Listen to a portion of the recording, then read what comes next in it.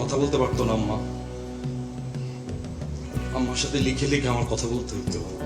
আজকেও আম্মা পলা দেখতে চেয়েছিল, সকালবেলা আমার দিকে সরতেছে যে এত ক্যামেরা এখানে, কি আমি কি বলবো। আমি যখন প্রথম গভর্নমেন্ট ল্যাবরেটরি হাই স্কুলের ভর্তি পরীক্ষা দিই, আমি 3000 স্টুডেন্টের মধ্যে মেধা তালিকায় তৃতীয় স্থান অধিকার করে আমি গভর্নমেন্ট ল্যাবরেটরি হাই স্কুলে ভর্তি হই। আমার ইচ্ছা ছিল আমি এখানে। সেই দিন আমি আম্মার আনন্দের রূপ দেখছিলাম।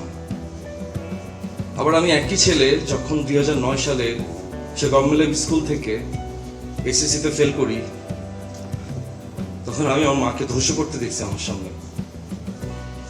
আমার আম্মা তখন ব্রেন স্ট্রোক করছিলেন আমার এই নিউজটা শুনে, এবং প্রায় 5 বছর আম্মা প্যারালাইজ ছিলেন।